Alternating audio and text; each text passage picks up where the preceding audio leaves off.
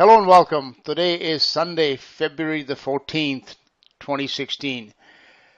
This is Paul Sandhu coming to you with another episode of Wake Up and Live Radio. And to help us all wake up out of our slumber and to get some information that is real and pertinent, I have joining me today Mr. Jim Willie from sunny Costa Rica. Jim is the editor of the Hat Trick Letter, which is found on his website, goldenjackass.com. And since Jim is a frequent guest on this program, it's no need to do a long-winded introduction. So hello and welcome, Jim. Oh, hi, Paul. It's good to be back. We got, I keep saying there are a lot of things happening, and this is the quickening. This is the climax approaching, beginning, going into middle levels. It's happening now. We saw the fake Fed hike a while back in right before Christmas, and everything is falling apart in the new year. Just tremendous declines all over the place. And debt downgrades. The Italian stock market is down 24%. Oh, it's that much? I didn't know that. In just since the new year began. I mean, we got a lot of things happening, and it looks to me like we've got some, global pacts, global new deals being struck, and very hard to get concrete information on it all. But I do what I can. I always got my ears open, and I tap on certain people's doors for good information when they have it, and I've been getting some, but it's all incomplete. I do what I can, and I hope that's enough. But we got a number of topics here. We're probably not going to get into a lot of depth on each one, but I like to just drop some good points on each of several hot spots. So what do you say we get going? Let's get going with, we've narrowed down like 7 or 8 topics. So let's begin with the number one hotspot, which is, of course, Deutsche Bank. And this is something you sent out a little alert a couple of weeks ago about the collapse, or let's say potential collapse of Deutsche Bank and its possible contagion. So could you please speak to that? Yeah, in the January newsletter for the Hat Trick Letter, I pointed out that their credit default swap, talking about Deutsche Bank, was around 90 for a few months. I think that means 90 basis points, which means you pay 0.9% to get an insurance policy on Deutsche Bank's corporate bond. That's what it is, and I believe it's the 5-year. I'm not sure. Usually there's a 5-year. We quote bond yields a lot for the 10-year, but the insurance seems to go on the 5-year, and I don't know why. Anyway, the important thing is to look at the credit default swap, often known as the CDS. So the CDS for Deutsche Bank was 90 in December. I reported it as jumping to 120 in January. Now it's 260. It doubled or more since mid-January. This is a death signal. This is near total collapse of the Deutsche Bank company. It's not just, you can't just look at their falling stock. The stock's down like 80% in the last several months. 80%. This is a death signal. Confirmed a stock decline, which is the first. Stock investors are the first ones in line to get wiped out. Down the line, I mean, there's a big progression. Then you go to preferred stock, and then you go to the bonds, and then the senior bond, and then it gets very confusing to me at times. But I just saw superimposed 2 stock charts, and the Lehman Brothers had a different year on it. They altered the time sequence, and the Deutsche Bank was recent. And they're almost exactly the same in their path down. A little bit different from a year ago, but since the decline in the last 3 months, they look very similar. And I've noticed that there's something very weird going on with respect to Venezuela. Yes, Venezuela is a very in a very calamitous, is in a very dire straits from what I can read. So why are they talking with Deutsche Bank about a gold swap? Oh, so I guess this has got another little angle tying in to the corrupt vat that I call Deutsche Bank. My guess, okay, this was just tossed out by Euro Raj, my colleague. He's a really smart guy. Gosh, he comes up with these angles, and then it becomes more reinforced as time comes on. But he suspects, this is just a left field comment, but he suspects that maybe Deutsche Bank is being pressured by the Saudis to repatriate some of the Saudi gold. So Deutsche Bank is short gold, and they're looking to do a gold swap with Venezuela to obtain gold. So it's just a possibility. We'll look into it more, see if we get any more hints, but it's very hard to get confirming information. Okay, back in 2013, I was told that Deutsche Bank was going to break up into 7 entities, or that would be the smartest outcome and path to pursue. But I don't think that's going to happen, and I don't think it has happened for a very big reason.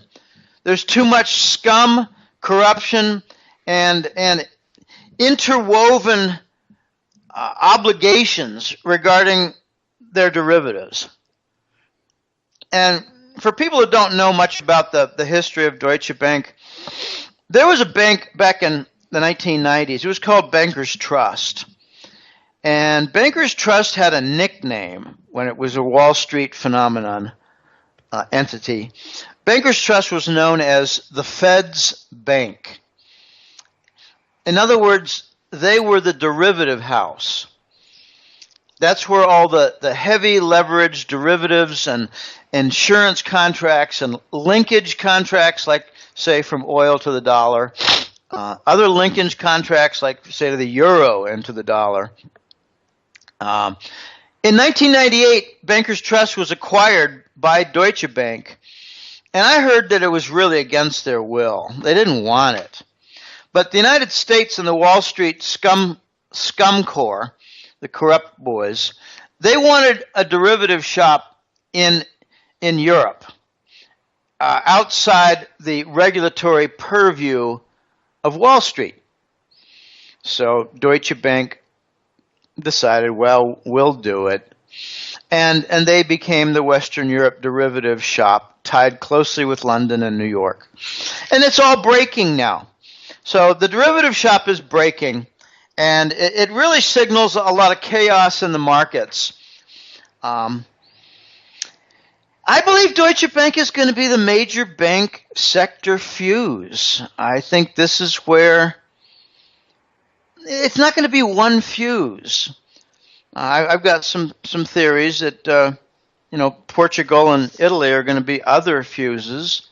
We'll talk about them later. But Deutsche Bank could become the banker cabal fuse. So, whereas you had compared it to Lehman Brothers. So would it be on a similar scale, or do you expect it to be something more,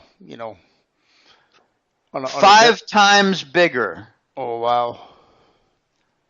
5 to 10 times bigger. Lehman Brothers was basically, in my book, a mortgage finance disaster zone. Right. Deutsche Bank is a banking global sector disaster zone. Okay, that makes sense. Deutsche Bank is going to be tied in. Deutsche Bank will be tied in, Dash, with say, emerging market debt, with Portuguese sovereign debt, with criminal Russian dealings with London. A lot of different things. The J.P. Morgan London Whale had a Deutsche Bank connection. Deutsche Bank is systemic.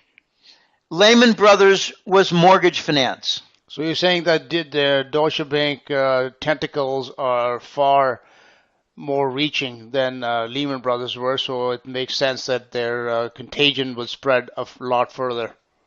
Yeah, just look at it as Deutsche Bank's tentacles extend to every part of the banking sector. So is that one of the, well, let's move to our next topic then. We leave it there and keep an eye on what's going to go on. And even the mainstream now is talking, even Reuters today, I saw an article about Deutsche Bank and, what it wasn't a very complimentary article, let's put it that way. So it's out in the mainstream now. We'll definitely keep an eye on that and see. They're always good. The mainstream is always good to catch the story when it's about 4 to 8 months old. Exactly.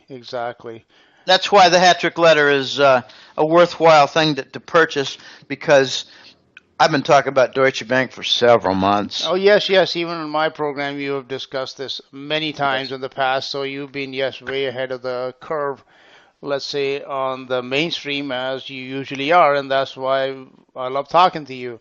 Stock market free fall and the bond market black hole. Shall we go down that hole? Yeah. It's a bit of a synergist. What do you call it? There's synergy. There's synergy between the U.S. stock market and the U.S. Treasury bond market. Notice that when you see a bond rally and the yields go down, like below 1.9% in the last few weeks, the stock market was the reason why, or a reason why. Money went out of stocks, went into bonds. Right. And I got a bunch of questions, and one of them was put so well from a client yesterday. Maybe it was just a follower. I don't. When I get a message, I don't always check to see if he's a client in my base. I tend to just answer and move on because there are too many of them. But I think this fellow put it very well. He said, "Is the bond rally a fraud?" And I said, "No, it's a black hole. It's not a fraud for people to invest in a bond market that pays a shrinking yield. It's just a bad idea. It signals that there aren't very many safe places left in the world. The U.S. Treasury bond market is attracting money from across the world." I like to give the example of Brazil. A year ago, their currency had declined. Okay, it's declined a lot more since, but a year ago it had declined. And there were a lot of investors in Brazil who realized, we're losing money here, so maybe it'd be a good idea to climb into the dollar, and we can buy a treasury bond here and benefit from the rally there, because as the yields decline, the value of the bond goes up. And when all this is happening, the Brazilian real is falling. So there's your feedback loop. And I've noticed that an amazing phenomenon among economists in the West, primarily the United States and London that I listen to, and there are plenty of English-speaking economists in Western Europe too, even in Hong Kong for that matter, in Australia. But the point is, they don't ever talk about feedback loops. So the Brazilians realized their currency went down, and their reaction was to hunker down into treasury bonds, which only made it worse. That's the feedback loop. Okay, so you've got a lot of emerging market money that's in trouble now. Their economies are bad. Their income is way down from commodities, down 40%. Their debt is ballooned up in their burdens because of the currency decline. They're hunkering down in treasury bonds. And mutual funds in the United States are realizing that their stocks are at risk, so they're moving into treasury bonds. And Europeans are realizing their euro currency was down in the last year by, 10% or more, so they hunker down in treasury bonds. Now, since when are we in a normal cycle? I remember back in the 70s, 80s, and 90s, more like 80s and 90s, every time there was a big treasury bond rally, it signaled that, we're going to make cheaper the cost of capital. We're going to encourage capital expenditures, namely business investments, and we're going to get this thing kick-started from the low rates. Well, that's what we thought was going to happen, not me. That's what many thought was going to happen in 2007 and 8, 2005, 6, and 7 in particular. But the investment dash was in the emerging market nations. It Right. wasn't in the United States and Canada, except for the energy sector. So the cheaper rate as a typical signal for Treasury bonds is not forecasting a recovery. It's forecasting a systemic breakdown and economic collapse. Okay, that's the black hole. So it's attracting money around the world, and it's also attracting money into the Fed's balance sheet. They've got $4.5 trillion, $4.6 trillion on their balance sheet. So, do you think maybe the Fed is going to encourage a bond rally? Yeah, it makes their own balance sheet go up in value. Oh my gosh. How about negative interest rates? You think that'll lead some money out of the banking sector and into treasuries? Yes. It's like a spur in the side of the treasury bond horse's side to accelerate the vortex of the black hole. Okay, this is not a good sign. Also, the protected fortress of derivatives. It benefits from a bond rally because it makes, if it's done in a stable way without big swings, Dash, Right. like, next month it's 1.7, this month it's 1.8, 2 months from now it's 1.6. In March it's beginning to look like it's going to get down to 1.5, which is my target. Well, if it's in a nice, steady way, that's good for derivatives. It keeps them very nicely suspended. And I believe one of the major stories not well told from the Fed's fake December rate hike was that they've made this tower narrower and higher with greater leverage. I just did a calculation. The Fed's balance sheet is now leveraged at 114 to 1. That's not good. So That's not stable. So if there's any rocky wind right. slamming against the treasuries, like suppose, looks like everything's going to shit, and the treasury bonds might be in trouble with the dollar, if we get a big rally, other way around, if we get a big decline in the bonds, and the bond yields go up to, say, 2.0 suddenly, well, that really is a big disturbance to the high tower. I call it the Tower of Babel, Babel Bobble. That's the tall, narrow tower of Right. Treasury bond. It can't stand that. It can't stand that at all. So I think Wall Street has been putting their option puts in place in the last couple months, probably in December and November, getting them all in place so they can profit heavily. So if mutual funds and people's private large accounts suffer, who benefits? Wall Street. So you think maybe Wall Street will put their option puts in there on the S&P and then maybe push it down? Yeah, clearly. With the Federal Reserve coordinating it all. Right. So we can kiss all the pension funds goodbye and... No, I think they're just going to suffer losses, but don't worry. They're going to have a nice opportunity, I think, sometime in the next year, a lot of them, maybe one by one, to follow what happened about a year and a half ago. Obama announced a special U.S. Treasury bond for U.S. government employee pensions. Oh, yes. Okay, and I think it's going to go hand in hand. We're going to see a lot of money forced, like 401ks and IRAs first. They're going to be forced into Treasury bonds. They're calling them more limited options. Yeah, more limited options. You must invest in the fascist government bonds. They call Myra, yeah, I remember now. Yeah. So anyway, I think that's how it's going to go hand in hand with the new Scheist dollar. The new dollar is going to come in, and they're going to immediately have a challenge of covering the deficit of $1 trillion a year, which I forecast back in 2008. I said we're going to have $1 trillion deficit every year in the United States every year, and that's exactly what we've had for 7 consecutive years. They're going to have to finance it, and I think they're going to finance it with forced Treasury bonds, special U.S. Treasury bonds. Okay, to conclude this topic, then you expect the stock market to continue to decline and the bond rally to continue.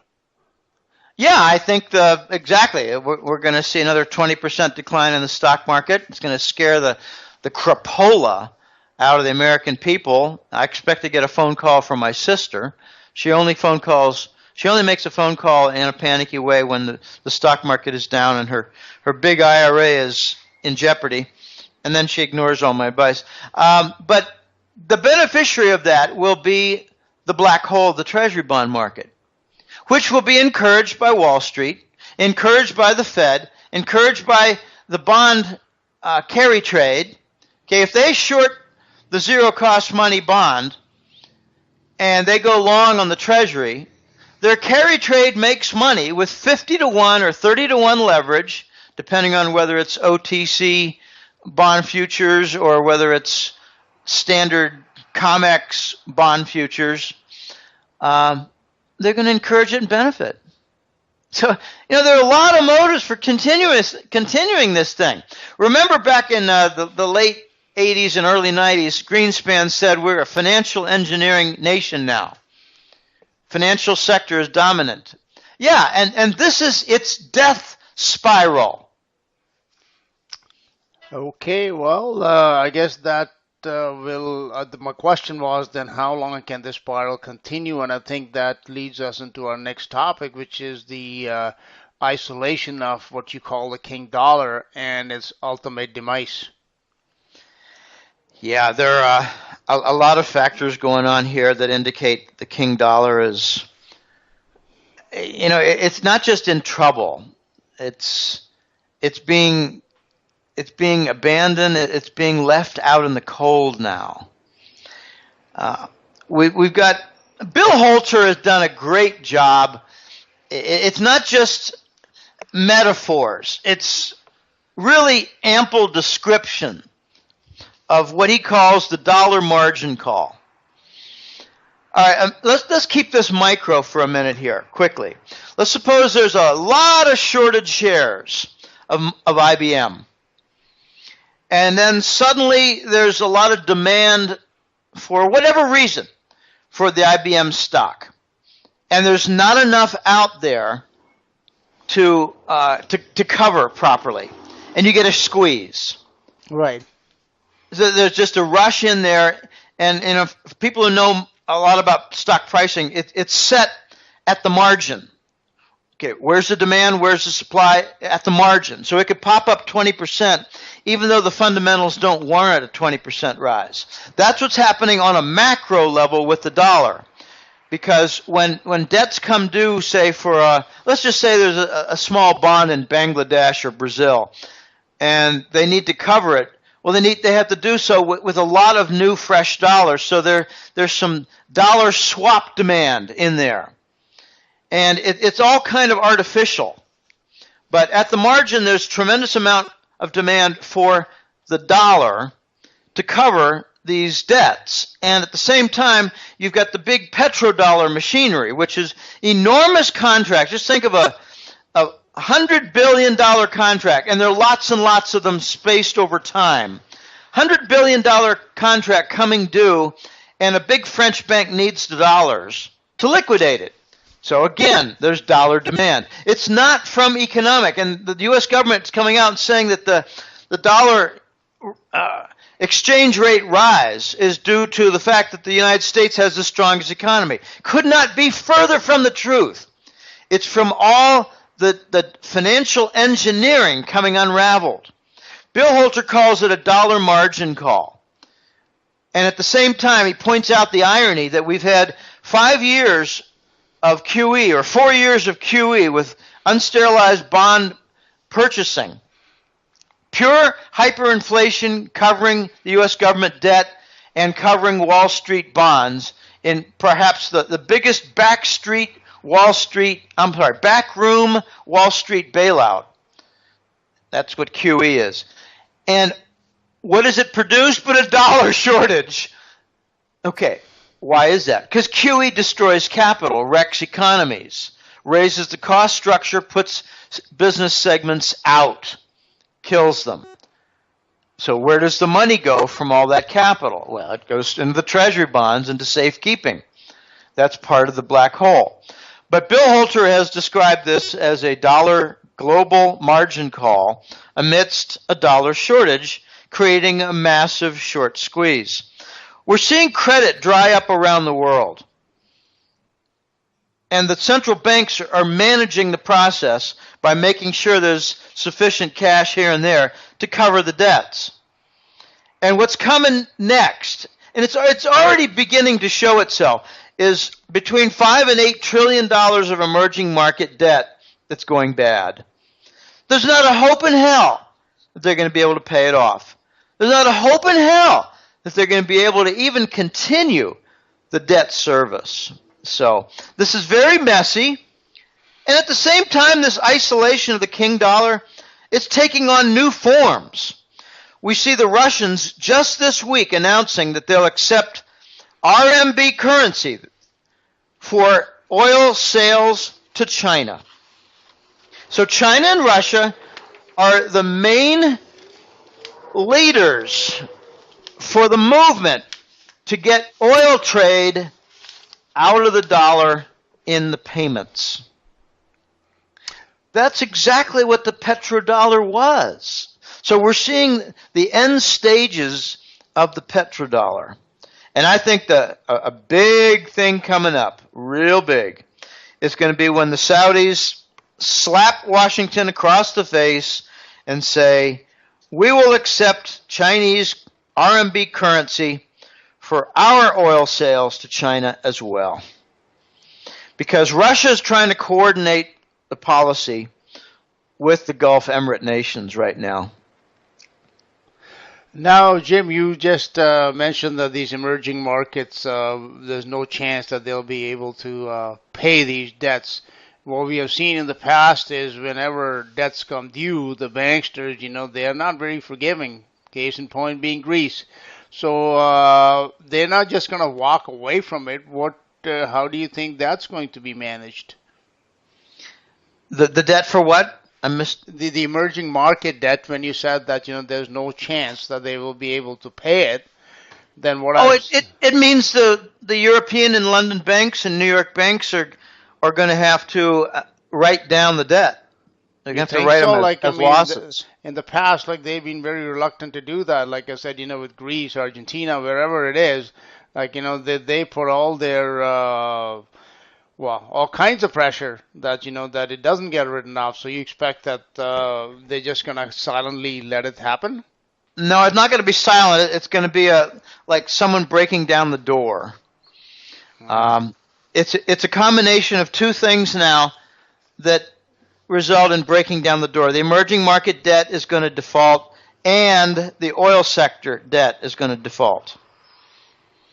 So that means it's too much. Right. It's too much. Yeah, okay. They've been patching it over with what they call bridge loans for debt service. In other words, a company like Baker Hughes might have a payment due on February 22, and they've got to come up with $1.6 billion on a debt payment, or they default on a bond, or they default on a commercial loan. So a bank steps in and says, well, we'll lend you the $1.6 billion because we already have $5.5 billion with you. It's called a bridge loan. Right. It covers the debt service. Well, that's going to stop. It's already stopping. The combination of the oil sector and emerging market debt is going to knock down the door. And we're going to see, I don't know, I've got a list of banks. We're going to get to that in a future point here. So let's leave that point alone. But okay, there are pressures, and it's not going to be avoidable anymore. That's good. There's too many.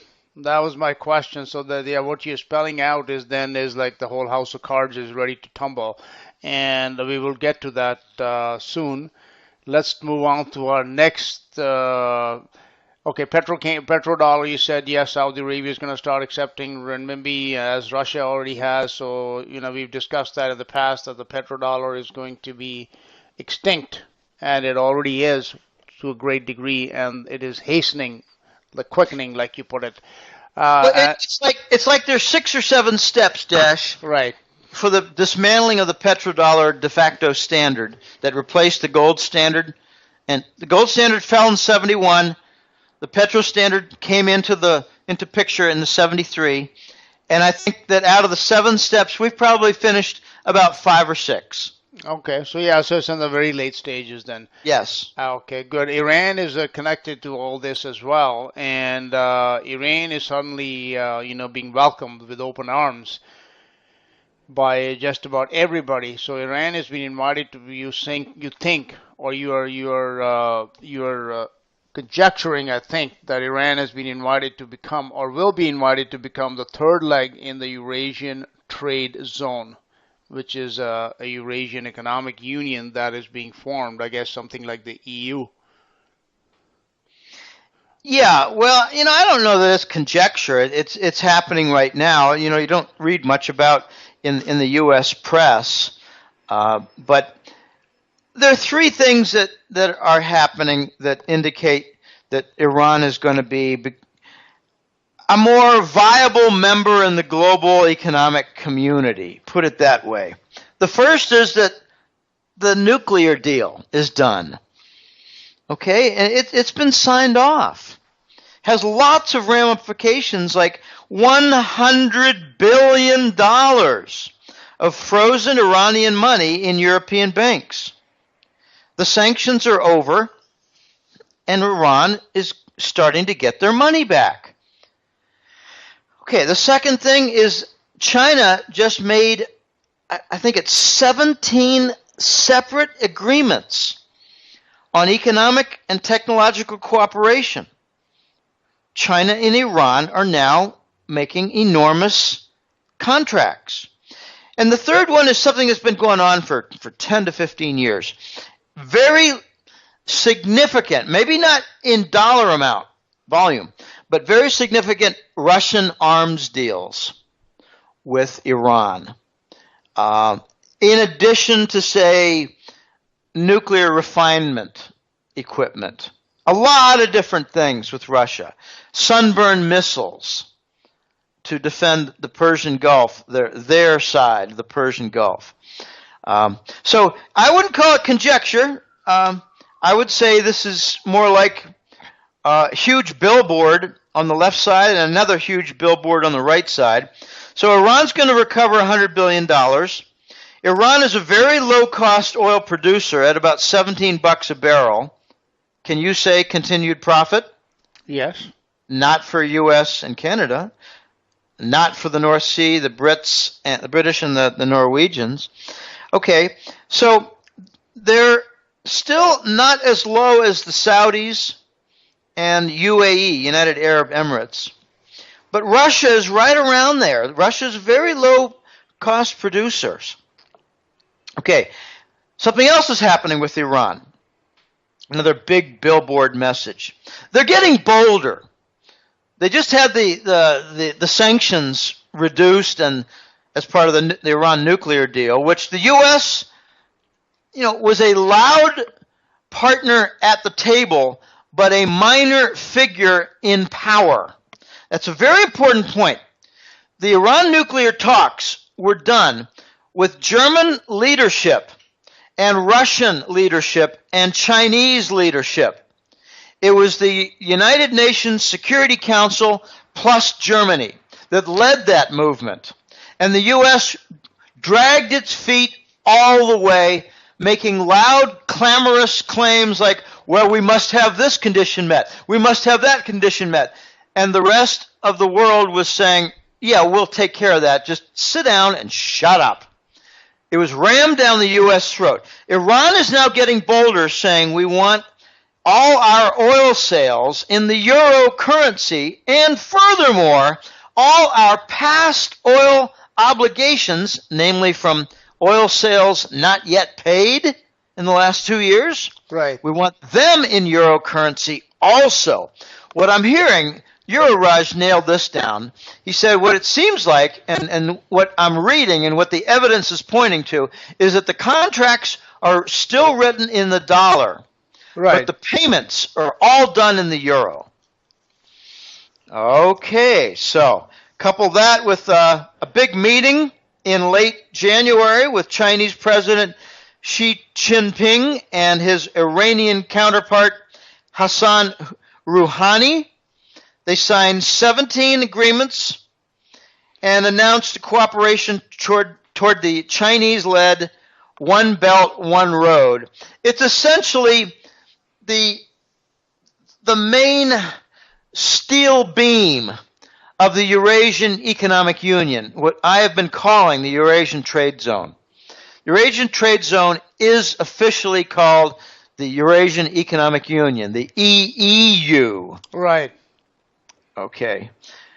So the last thing I want to say on this topic is that Russia is leading a very unusual movement, but a necessary movement. If the petrodollar is almost gone, like 5 steps of the 7 done, loosely speaking, then what will pick up the mantle and run with it for setting the oil price globally? Well, it's kind of like a Mad Max zone now. You don't get that image by looking at the press. You get that image by, listening to guys like me who try to put, a movie metaphor in there. Right. There's no order.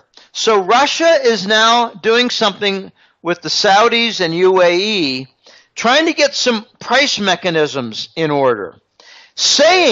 The Russians are now saying that the current mechanisms just don't work. Okay, so it's an invitation to the Gulf Emirates and OPEC. OPEC is more than the Gulf Emirates. The non-Arab elements to OPEC cover nations like Nigeria, Angola, Mexico, and Venezuela, Right. and Indonesia. Okay, so they're trying to get some organization. The invitation went out to the OPEC to come up with a unified voice so that they could meet with the Russians. I think it was Russia's way of saying, we don't expect a damn thing from you at OPEC because you can't even agree on the color of your name tags or the lunch menu. So we're inviting the Saudis, the Russians said, Saudis and UAE, to work together to come up with an oil pricing mechanism. And what I think is going to come is some kind of a pricing mechanism in Chinese currency, RMB. So we're going to get gold and oil priced in Chinese currency. This is a move away from dollar-based commodity pricing. So, yes, that's a move that's been something that's been ongoing for a while. And of course, to that end, nations have signed, or regions have signed, many bilateral, multilateral deals that completely bypass the dollar. And I suppose for a lot of the emerging or the developing nations, it's a good thing because, the dollar has cost them a great deal in the past. So I suppose they are not exactly trying to fight this move. They are actively encouraging it, as you are pointing out. Well, they're doing so in an active way, but reluctantly because they've got a lot of commitments with treasury bonds. Okay, just for instance, the Saudis, they might have between $3 and $5 trillion worth of treasury bonds. UAE has somewhere around $1 trillion in treasury bonds. So what they're doing is working to get an effective dynamic for oil pricing, while at the same time working feverishly to salvage their 30 to 40 years of reserves, otherwise known as their oil surplus savings account. Very complicated, Dash. Yes, I bet it is. And yeah, it's not as simple a process as, we have perhaps, or at least I thought maybe it would be simpler than that, but now as you point out the intricacies involved, it is a complex process, but at the same time, 5 or 6 steps have already been taken, so it is being done no matter how complex it is. It has to be done. Yeah. If you don't do it, then the global economy is going to collapse. It's already collapsing. So what they're trying to do is slow the collapse. And I think when we hit a climax, like the black hole of the treasury bond is so great, we're moving quickly to a gold standard. And I've been saying this a lot. First in trade, then in banking reserves, and finally in currencies. Now that's a conclusion of the petrodollar death. Right. I guess something viable has to take its place, and I guess there's nothing better than gold, and we would all welcome that move. We've tried everything else. Now It's time to do the right thing. Right. Now, this is something we've discussed in the past that's related to this topic, which is, of course, is the devastating impact that these low oil prices, that the huge drop in oil price is having on the banking sector, among other things, and also on nations like Venezuela, for example. So that's a topic I think worth revisiting, which is the oil price impact is now in full and devastating display. Yeah, I just marked down 4 countries that are having tremendous distress and strain from the lack of oil income. I left out Norway. Norway's got some big problems now. They're the biggest of the North Sea producers, but boy, is that ever winding down. Oh, my goodness. They're some of the best engineers in Norway for setting up platforms and doing extraction. And they're having a lot of trouble now. But they've got a huge savings account of something like $800 billion. They call it their pension fund. But there's some other nations that are in deep distress. Venezuela is on the verge of a bond default. And the oil price being lower has resulted in less revenues. They've got a late February bond payment that's over $1 billion. And that is the basis of their move toward a gold swap with Deutsche Bank. So it could be that Deutsche Bank gets its butt saved on a Saudi demand for repatriated gold, while at the same time Venezuela buys time by forfeiting some of their gold. They've got way too much Chavez and now Maduro, who's just nothing but a Chavez crony.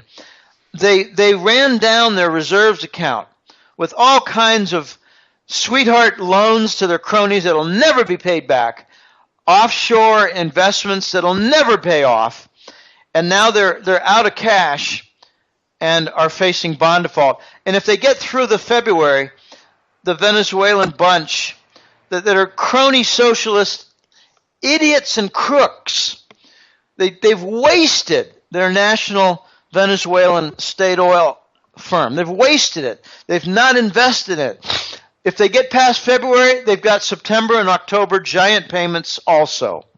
They're going to default sometime this year. Okay, then there's Nigeria.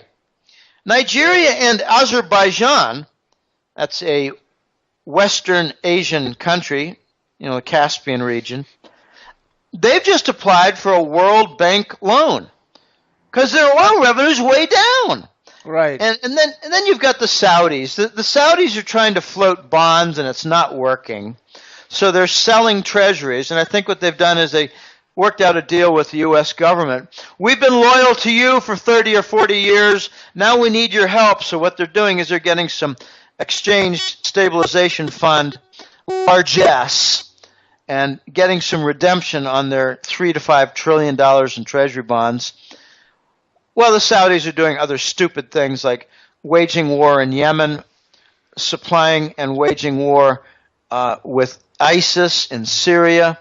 So the entire Gulf region is seeing a real pinch from the oil price. They're plugging deficits by selling reserves. And what's the major item in their reserves in the Gulf Emirates? It's treasury bonds. Right. That it's the basis of the petrodollar. It's Kissinger called it the oil surplus recycle. Okay, petro surplus recycle, and it's the agreement was they will do it in the treasury bonds. So oil purchases would be done by nations of the world in dollars, and the surpluses by the Gulf Emirate nations would be kept in dollars, and therefore no sales outside the dollar, and the dollar became the de facto standard. That is what the petrodollar is. But you got other areas like, oh gosh, hardly a week passes without some message from a client in Alberta, in Western Canada. Yes. They're having property value declines. I got a fellow cancel from the Hattrick letter 2 weeks ago, and he said, I'm sorry to say, but my business is pretty much wrecked. I'm in Calgary, and there are offices now that are empty all over the city, and now there's property decline. Okay, you've got projects that are shutting down in Alberta. It's the oil sands area, and it's a lot more than that. Extending this theme, Standard & Poor issued 10 energy company debt downgrades in the last couple weeks. This is big news. Why would they issue a debt downgrade? Because they know the banks can't continue with the bridge loans. Because the banks are going to have to let go their big energy clients and allow the debts to go bad. They can't. To me, it means an admission the oil price is not coming back. So the oil hedges are expiring. I mentioned this in November and December. I think in every interview I did over the Christmas holidays, and there were, I think, 4, every interview I mentioned that in January, February, March, the oil hedges would come off, which means that the big energy companies would not have the buffer of the oil hedges that would make them virtually able to sell at $90 or $85, for instance. Those are expiring, and now they must sell at $30 or $25 or whatever the current price is. It bounces around a lot. So it means no support for the energy firms, no support for the drillers. The drillers are also in dire straits. They're failing. So the effect on the big banks is coming. The big banks in the U.S., Canadian banks. I just heard that from a Canadian client that I think it's CIBC. Mm-hmm. They're going to be announcing some very large energy sector losses. That wouldn't be surprising at all. No, but what it's going to do is it's going to threaten the whole bank toward failure. They're that big. The failure, the bond losses are that big. Something else happened, Desh. Last point on this. Very interesting phenomenon took place about 2 weeks ago. The Fed governor for the Dallas region, Texas, urged, this leaked out. He didn't have a press conference to say this.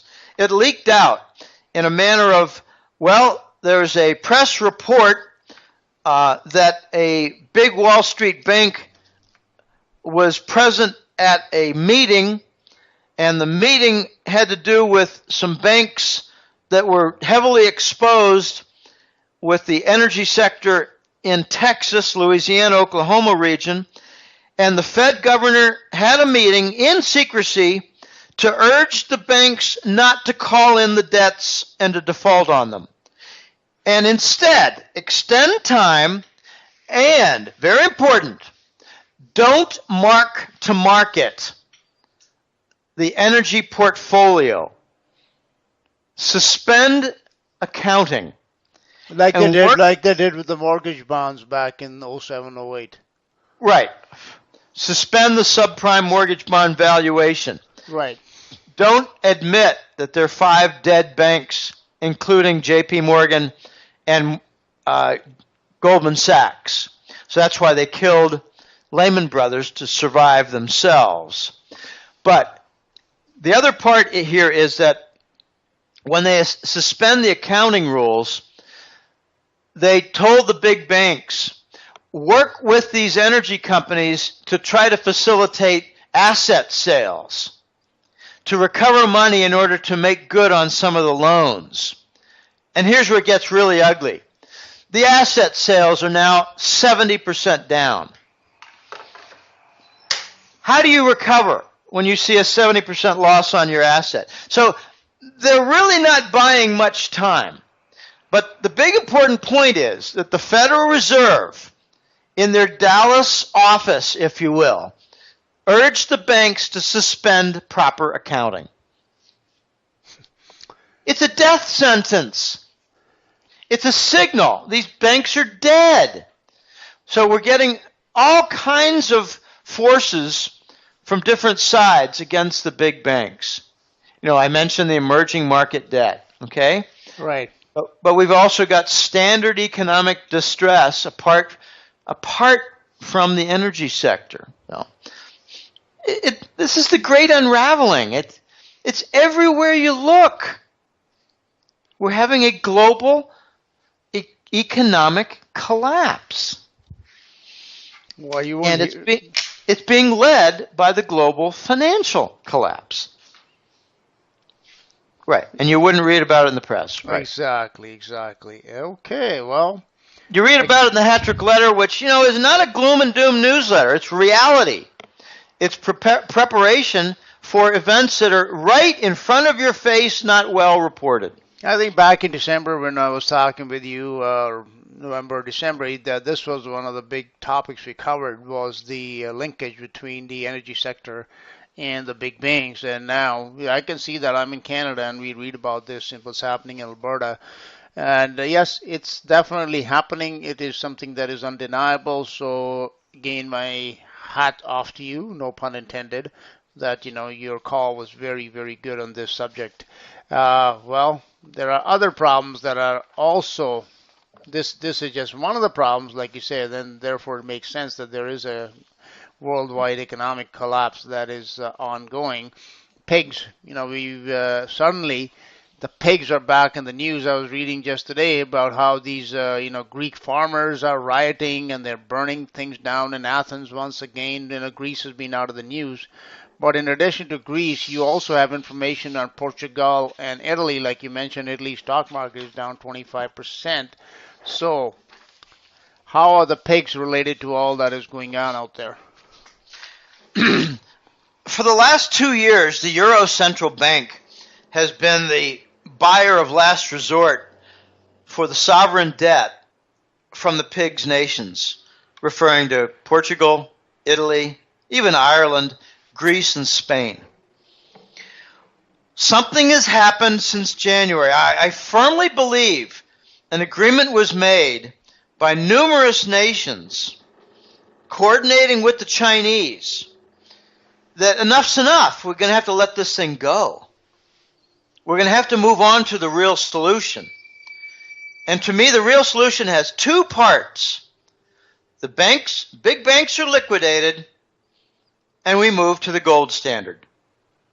I've heard people really stupidly say to me, but Jim, we've tried just about everything. No, we haven't. We've tried everything but the solution. Liquidate the big banks and move to the gold standard. Oh, yeah, but that's so chaotic. Right, and it's more chaotic because we've delayed so long. All right, something has happened. I think the Euro Central Bank has withdrawn its support. And you're seeing it in the Portugal sovereign bond, the Portugal government bond. It's now sitting, their 10-year bond yield is now suddenly 3.6% above the German Bund. Now, they use the German Bund in Europe as the benchmark. You know, where's your bond? What's your bond doing? Well, how is it behaving relative to the German Bund? Right. I don't have the exact figure in front of me, but I believe the spread was around 1.5% or so for the Portuguese bond, and now it's 3.6. It's spiked in January and February.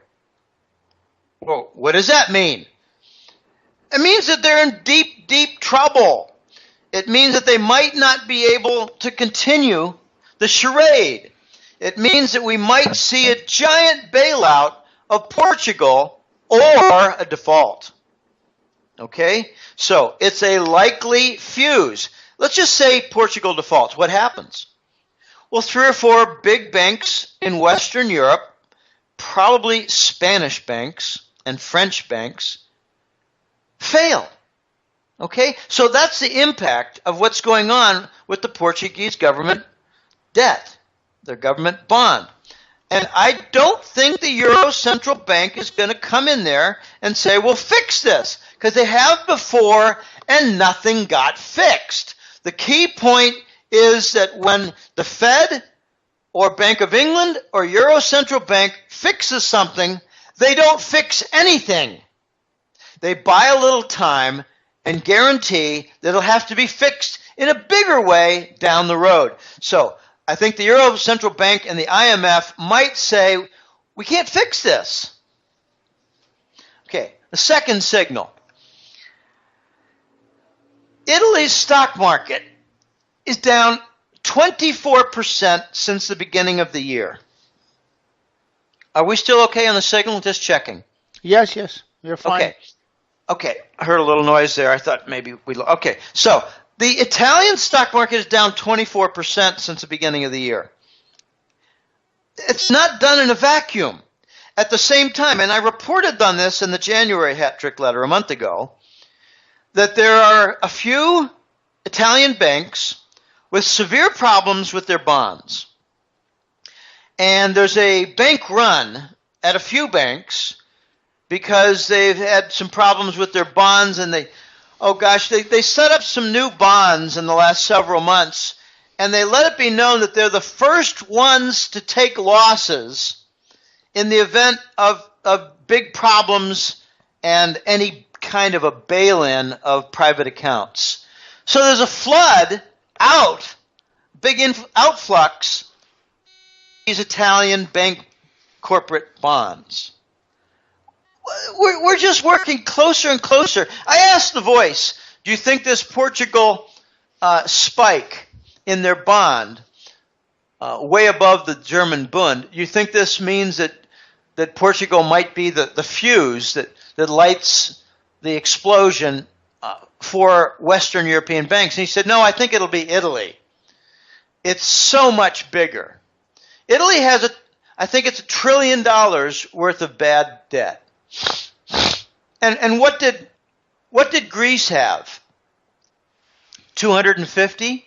Right. So Italy is 5 times bigger than Greece.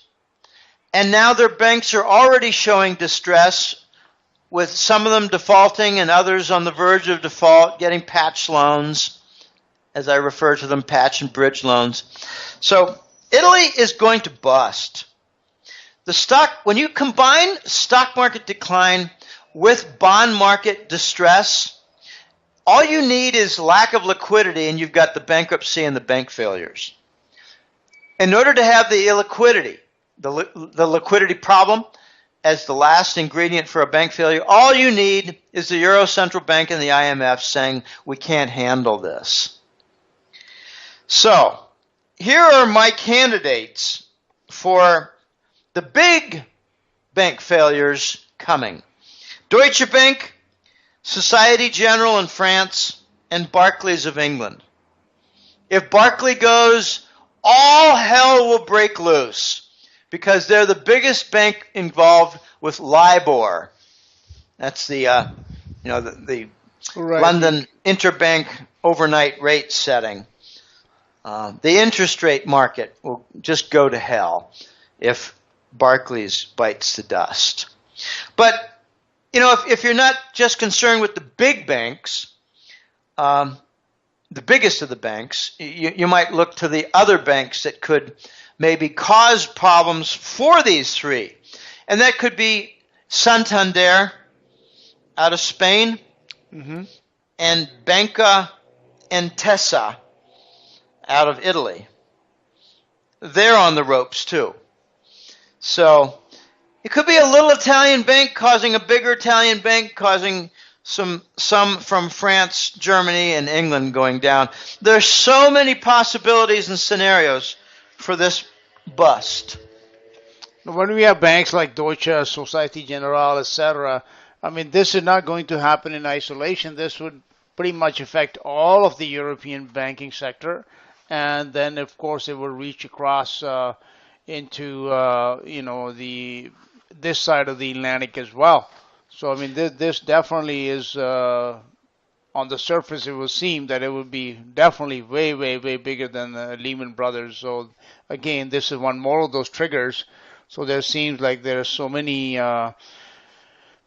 triggers that can set this thing off, that so many fuses that can be lit to get this economic collapse really off to another level altogether this year. That I agree. And here's a phenomenon that makes this contagion. You're referring to contagion. Right. If it happens to one or two banks, it's going to happen to many. Yes. And they stemmed the contagion in 2008. Yes, they did. They're not going to be able to this time, and here's why. The big banks lashed themselves together. They said, look, we're going to have to spread these derivative risks and all the support mechanisms. We're going to have to spread it around to all the major banks. So when any one goes down, they're all going to go down. I think this is the year we have the extreme forces. I'm not saying it's going to happen, but extreme forces for the major banks together to go down. And I think it's going to force them into the gold standard, Dash. This is how it comes. The big banks are going to say, we're all in deep, deep trouble. Let's all make a deal to quietly buy a lot of gold. And maybe the Chinese will help them a little bit. And after the Western banks buy into a lot of gold, they're going to double the gold price and recapitalize the banks. Well, that would be one way to do it. Pardon me? I said that would be one way to do it, yeah. I think it's already been agreed upon. I think it's one of the reset planks. And I think that's how we're going to get to 2,500 gold. It's going to be part of an agreement with China. China's going to say, look, we want to double the gold price. We want to just end this crap. Let's shut down COMEX, shut down LBMA, shut down the gold trade and paper. We want to get to $2,500, $3,000 gold. We want to do it quickly. We want you on board this. So the Western banks are going to say, all right, here's what we got to do. We have to buy up quietly a lot of gold. And China and maybe even Russia will help them. Well, the gold price has been going up, quite a lot this year. So I guess is that one of the signals that this is actually already, at least stealthily happening? It could be. It could be. But what I think also is going on with the rising gold price is we're seeing strength in gold relatively. It's a relative strength index of gold versus other asset groups. It's looking good. The stock market went down, gold went up. That didn't happen before. Yes, it hasn't for the past few years. Yes. Right. And we're seeing a bond rally. It could be black hole, but apart from that, apart from the whole black hole concept, the bond rally is happening while gold is lifting off its base. So gold has made a multiple point base. And maybe its time is here. I don't really focus on gold price. I focus on gold dynamics. And that's what makes me different from a lot of people. People say, Jim, have you seen what's happened with the gold price? I say, no, wake me up when it's over $1,300. I don't care about a $50 up move in a couple of days. I don't care. What I care about is the Western banks are going to make a deal with Chinese cooperation to load up on their gold reserves for their banking system in order to set the stage for doubling the gold price. And then the clowns out there are going to say, wow, look what's happening to the gold price. I wonder what's going on. That's what's going on. I look at the gold dynamics that will force movement in the gold price. So, now I've heard that this is something, I'm no idea how true this might be, that in order to do like a full recapitalization, gold would have to be somewhere in the $8,000 announced range. Is that something that also is in the realm of possibility? Well, sure. Let's just suppose that the banks load up with gold. China takes it to 2,500 to 3,000. And then the banks realize, okay, this is working. But the mines are not going to be able to respond quickly to produce more supply. Yes. Furthermore, only a small portion of the smart money in gold is going to sell. Like, I've got a couple friends who said, Jim, if we ever get to 2,500, I'm going to sell 10% of my gold. And others have said, I'm going to sell 20% of my gold. Okay, so a portion will be released. Right. It's not going to be sufficient to bring about an equilibrium.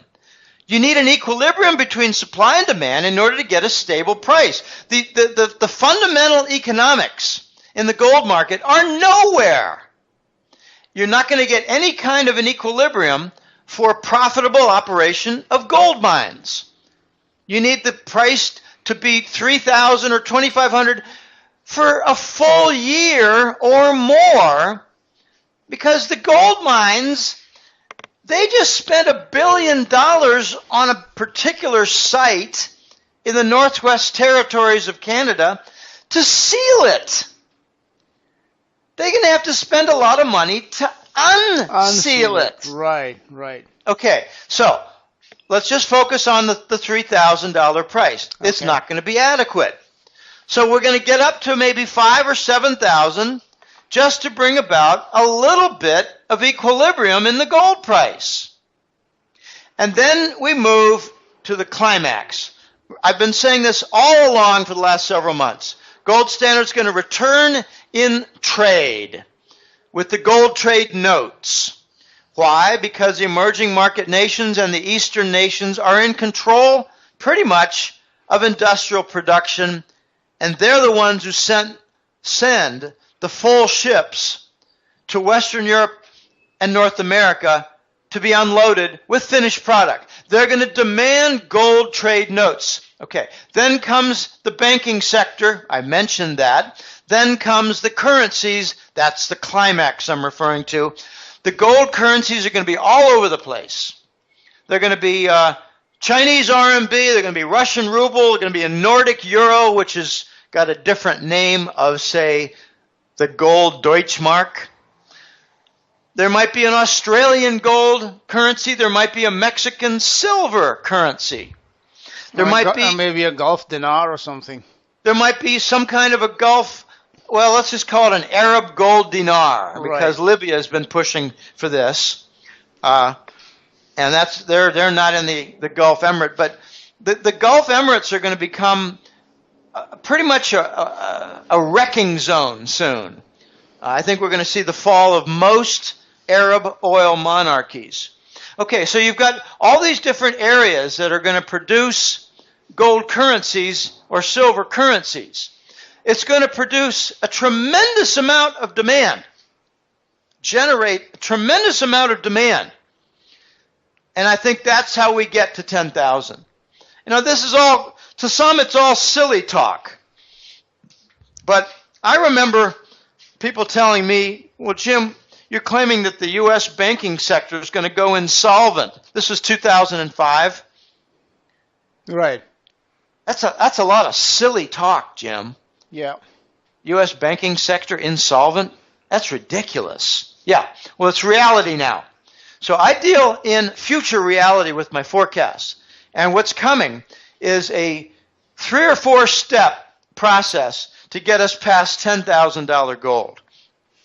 The climax will be gold currencies and central banks across the world loading up to fortify a competing currency with a gold backing. And the U.S. is going to come up with a fake, artificial, fraudulent gold backing. I call it the Scheisse dollar. And they have already mentioned, the U.S. government has already said, we're making preparations for the future for a gold currency backed by deep storage gold. The same fraud they've been handing us for years and years. So, all right. Well, that's that's perhaps the silver lining or the gold lining to everything that's going on is if this return to the gold standard when it comes around, and some of these things, your forecast, they may turn out to be. The timing is impossible to predict. We seem to be closer to it than ever before, but it could be going on. This whole mess could go on for another, year, 2 years, 4 years. Who knows? So we'll just. I don't think it can go on for 2 or 3 years. No? I think we're having too many breakdown elements. All right. The whole system. Just imagine you've got a giant stage, and you've got 4 rows of 5 pylons, 20 pylons holding up the stage. I think half the pylons are gone. Okay. The stage is already. We can't extend it much anymore. When they had the Fed rate hike in mid-December, that was a very desperate action. Is that going to be reversed now, or is it that they're going to still keep on with the pretense? I think they're going to say we're delaying the next rate hikes. Okay. And it'll be quite clear that they reversed. Yes. They're not going to tell the truth on anything. The last rate hike was really no rate hike, but a double barrel for QE in the Department of Treasury. So the Department of Treasury and the Exchange Stabilization Fund is now matching the Federal Reserve for QE. And I think what they're going to do is they're going to stop the rate hikes and quietly, secretly reverse the one they already did. They can't have the rate hikes because it destroys the derivative complex, it destroys the Wall Street bond carry trade, destroys a lot of things. So they gave us a mushmouth, deceptive rate hike. It's just not. You've got an inversion. Here's one of the easiest things to look at. Well, there are two. The effective Fed funds rate. It's nowhere near a 25 basis point rise. Nowhere near. The second thing is you have an inversion between the Fed rate, officially stated Fed rate, and the 3-month Treasury bill. The 3-month Treasury bill should be higher, and it's not, because they did not raise rates. Let's close on that, Desh. All right. Well, since this is the Money War report, just before you go, 2 quick things you might just say a sentence or two about Turkey and Saudi Arabia and, Okay. The war angle to this whole thing. Because I hear Saudi Arabia is not going to do an armed or a ground invasion of Syria. So, things seem to be heating up in that region even more than they already are. Let me just make some major quick points here. I think a NATO splinter is in progress because Europe is not going to enter a war with Russia. Turkey and Russia are now facing off. And NATO will not say to Turkey, we'll back you up. So I think we're going to see the fall of the Turkish government and their effective removal from NATO. And bear in mind, always, when it comes to Turkey, that they have major depot lines for narcotics out of the U.S.-led Afghanistan factories. Then comes the Saudis. They've got $3 to $5 trillion in treasury bonds, which is a really good reason to have them killed. That's a very heavy point. This is what fascists do. They kill the money. They kill the people they owe money to. I think the Saudis are ready to devalue their real currency, which will effectively be a statement that they're no longer part of the petrodollar. Okay, you might think, well, gee, the Saudi currency is kind of a minor thing. No, it's not a minor thing. It's a currency for the country that maintained the petrodollar linkage. And lastly, I think the U.S. government appears to have abandoned both Turkey and the Saudis. And we might be in a position now where we in Washington are making advice to Ankara, Turkey, and to Riyadh, Saudi Arabia, to go ahead and make fatal errors. because then Washington can say, Turkey made a lot of big mistakes. Saudi Arabia made a lot of big mistakes. Like Not our fault. Like Saddam Hussein, yeah, okay. Yep. Well, the last thing is, you want me to make a quick statement on normalization of relations with Russia? Yeah, that's a big subject. Yes, please do. I don't have a lot to say, but let me just point this out. Angela Merkel is really unpopular as leader of Germany right now.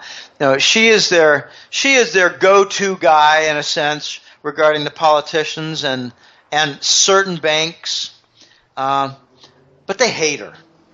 They hate her. She's been saying everything necessary to support the Anglo-American banker party line, and she's been full support for all the Arab refugee influx, which in my opinion was a detonation of the economic union of Europe.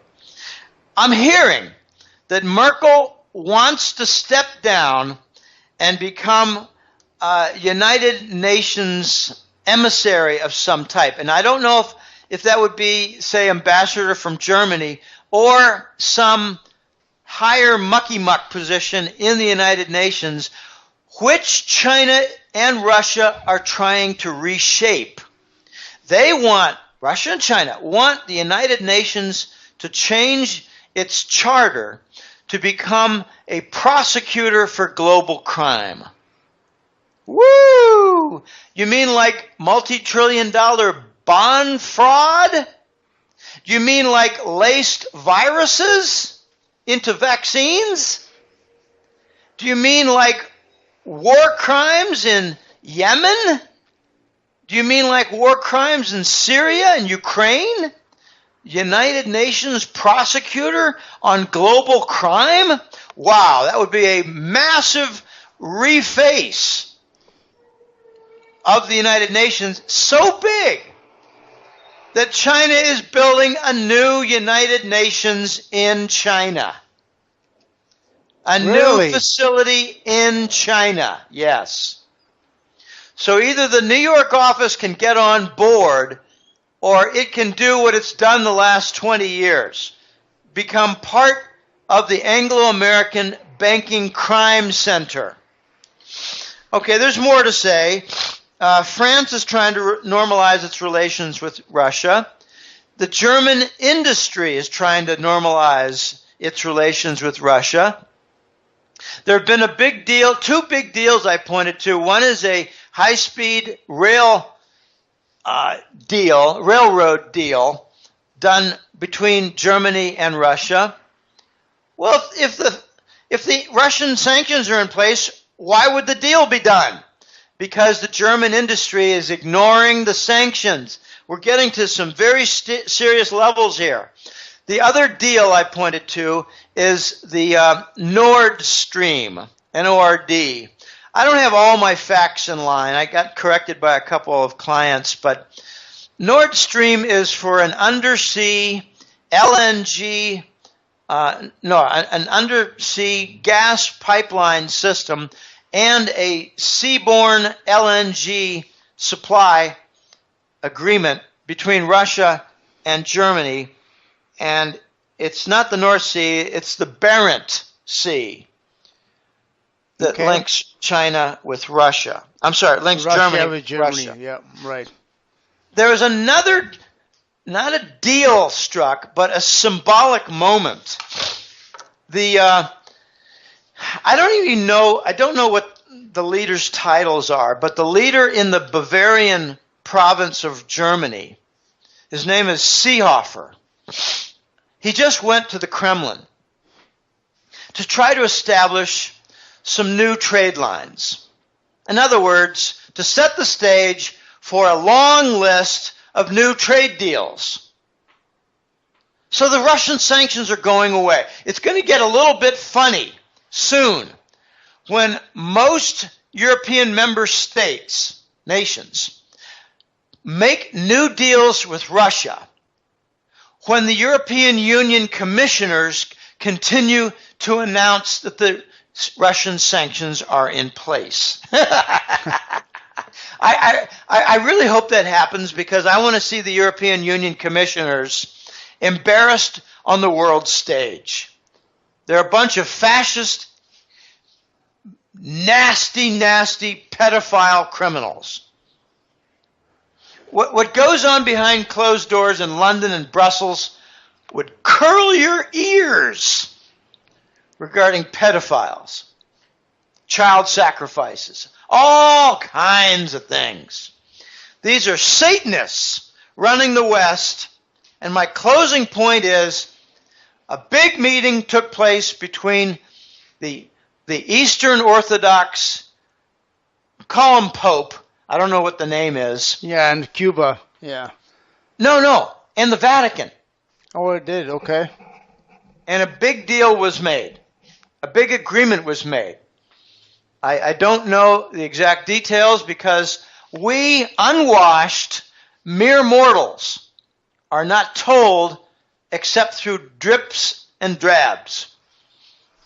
But I'm hearing that some kind of a deal was made to eliminate the Satanist banker and politician influence in the West, to bring an end to big banker bond fraud, to bring an end to destruction of the Earth's environment and integrity, and to install the gold standard. Now, isn't it interesting that the Eastern Orthodox Pope, I apologize for not knowing his proper title, but it was Kirill. It is called the Patriarch. Patriarch, right, Patriarch. So the Eastern Orthodox Patriarch cut a deal with the Vatican Pope. So could it be that the Pope is a ringleader for a lot of governments, security agencies, and banks? Central banks included? Yes, could it be? Course. Yes. And I'm hearing that China now has almost total control of the Vatican gold. I don't mean ownership, I mean control. Which means if the Vatican is going to disburse any, the first in line would be China. So some very big things are happening, Desh, and I'm encouraged by a lot. What I'm upset about is that the big Western elite families, like, say, Rockefeller and Rothschild, they're lower level people, and the Bush family, their lower level people are falling in line, making agreements with what I call the new sheriff in town, and that sheriff is wearing an Eastern hat. They're cutting deals. They're making progress. But the holdouts are at the top of the Bush family, at the top of the Rothschild family, which controls central banks, and at the top of the Rockefeller family, which controls U.S. banks and energy firms. But the Rockefellers sold 80% of their energy assets in the last several months. So big things are coming for change. I'm discouraged that the top of the Bush, Rothschild, and Rockefeller families are not cooperating. So we still see the chemtrails. Right. They're not aluminum particulates. They're that and a whole lot more. Benzene and a lot of toxins. I heard lithium is in there too. They're designed to bring about more cancer, more Parkinson's and Alzheimer's, more infertility, and they're telling us it's because of the global warming. We're trying to cool down, some of the sun's harmful rays. What a bunch of crap. By the way, Jim, when you're talking about the Eastern Orthodox, we're gonna finish this off in a minute. Like I mixed that up with the Russian Orthodox head, who just met with the Pope in Cuba. Okay, this was just last weekend. This couple of days ago. So that was an interesting story, which I didn't really follow up, but it caught my eye. Is why is the Russian Orthodox head meeting the Pope in Cuba? But anyways, so I don't know what to make of that, but that kind of ties in with you. I think there are a lot of things behind that, Desh. I mean, I don't have all the information, but one thing that Fidel Castro has been criticized harshly about is it's a Catholic country. Right. and it doesn't behave in any kind of an honorable way. Mm. So in the last several months, we've seen, amazingly, a rather heavy influx of Cubans into Central America. They're leaving. So Cuba is basically saying, we'll liberalize our border control. But this is all visible. What's not so visible is that Russia and China, and I don't know what role the patriarch would have in talking to Cuba and their leaders about this, but Russia and China are involved now in some multi-billion-dollar development deals in Cuba. One of them that I like to point to, it's my favorite, is the one in the port of Mariel. Remember in the 90s there was the Mariel boat people where a couple hundred violent criminals were dumped on the Florida shores. Okay, Mariel is a port.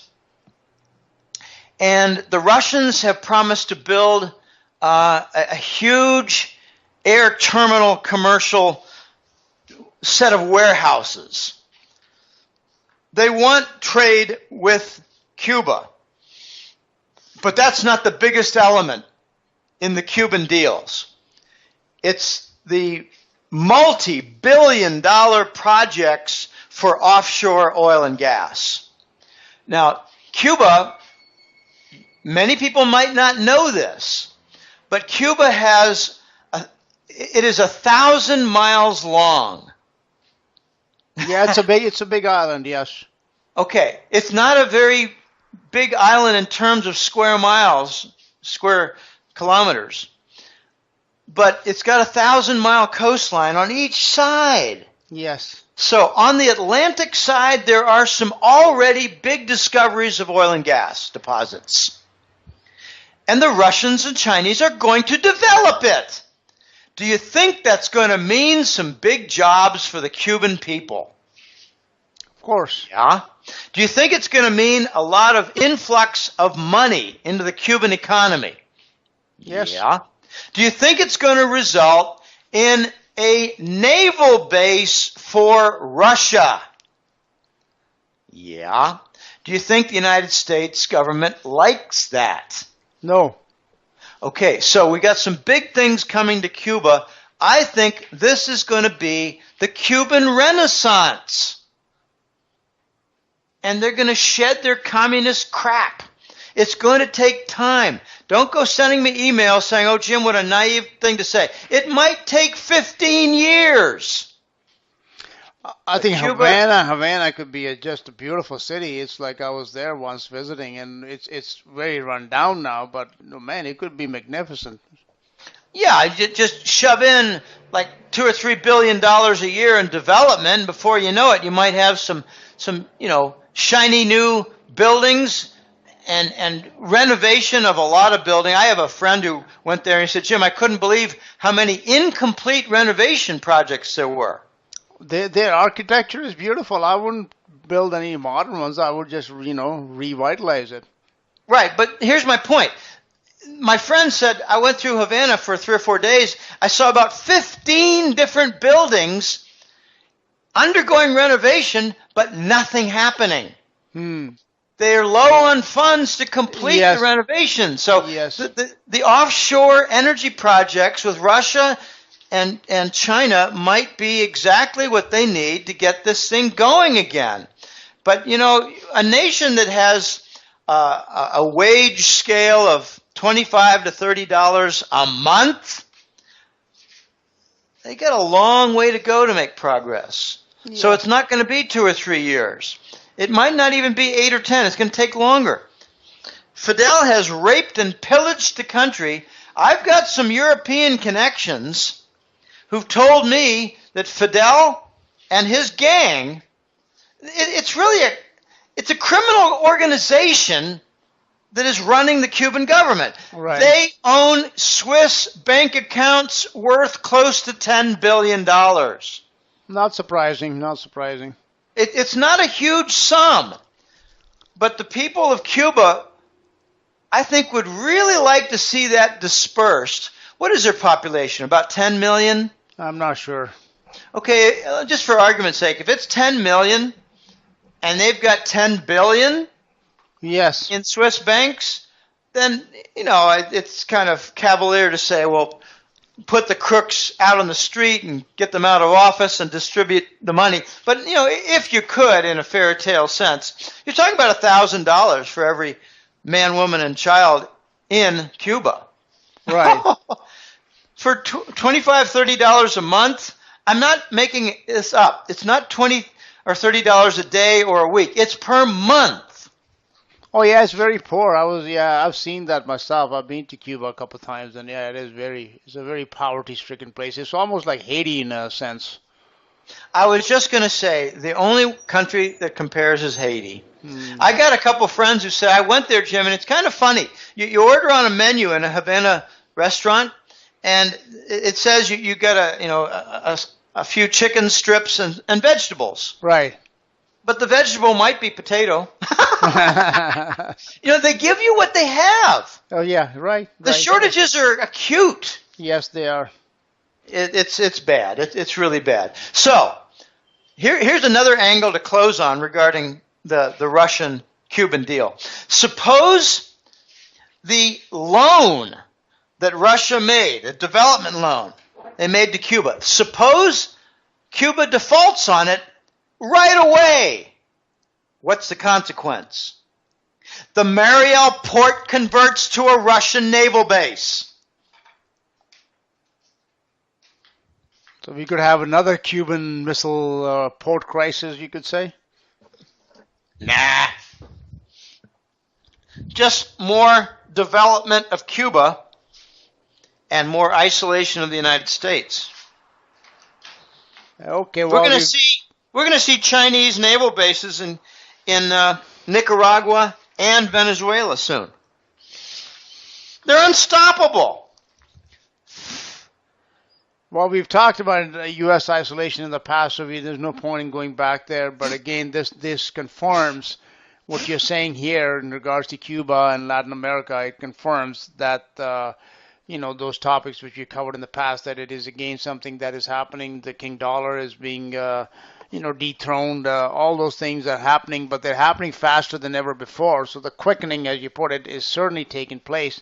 And therefore, on that note, Jim, what I would like you to do is please give out your website, your contact information, and tell listeners about your hat trick letter, which is, again, it's like almost encyclopedic in the amount of information it contains and is highly recommended. Okay, the website is www.goldenjackass.com. No hyphens or anything unusual in there. I've got a free web page. I just cleaned it up a little bit. And it's got a bunch of links since last July of new articles, public articles, and new interviews like this. So the links are there. I tend not to repeat an interview with someone if there was no link provided for clients and followers. So, that's my little element to service out there. But the public web page has a lot of material there. And some people have told me, Jim, I download your interview, and it's really great because I walk the beach or I walk in the park or I listen to it on my long commute to work. That's nice to hear. Okay, so it's a way of occupying your time, learning.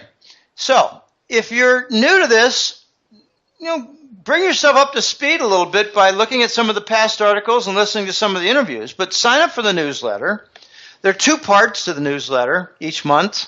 There's some months I just have one, but there's so much happening. It's pretty hard now not to have 2 reports because one report is the money war report.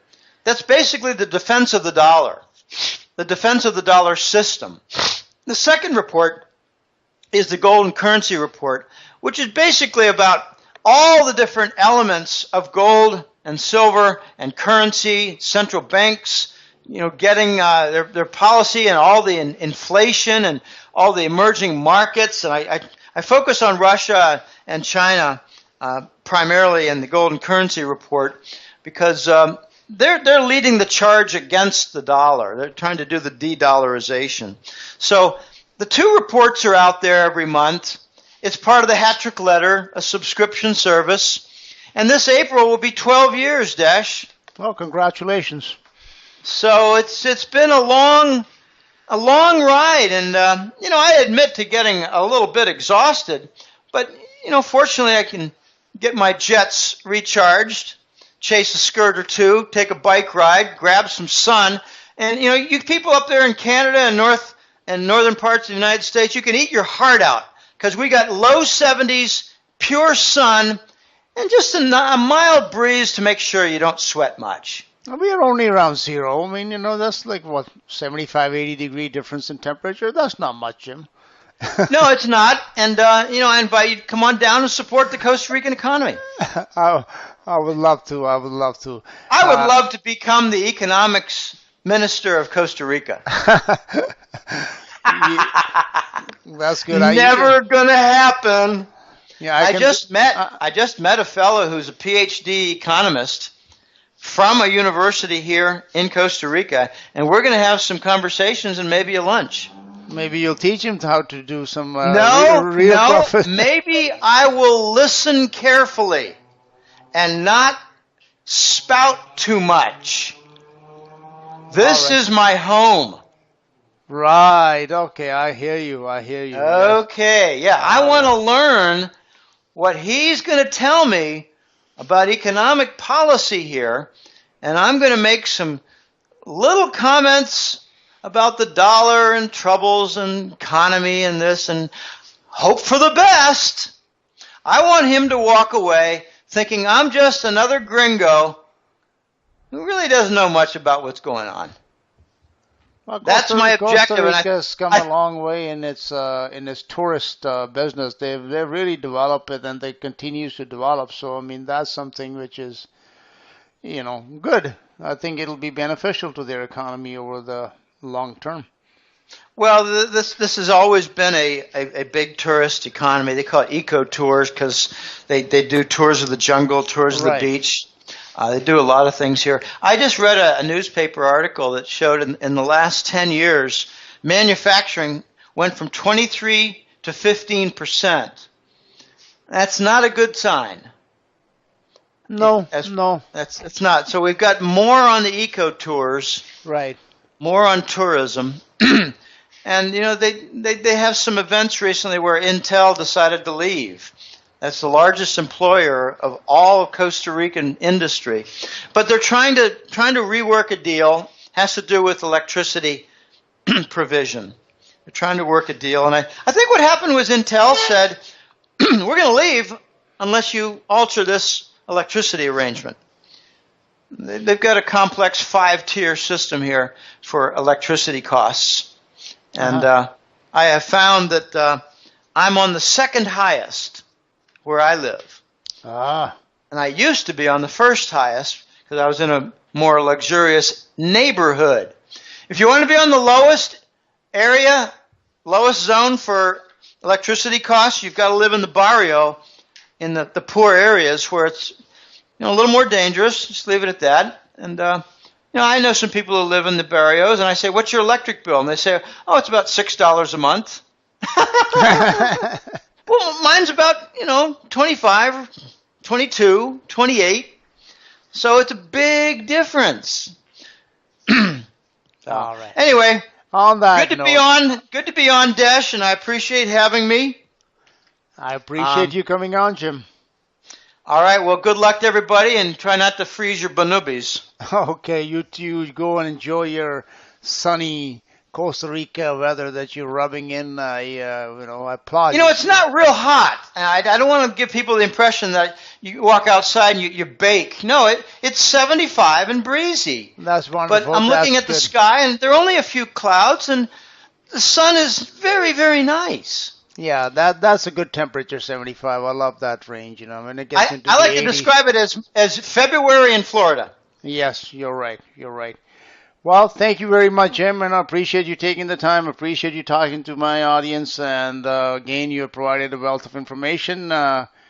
Now we'll probably get together again in end of March, early April or something, and by then I'm sure a lot of more fireworks and fuses will have been lit, and it'll be interesting to catch up and see how your forecasts are coming true.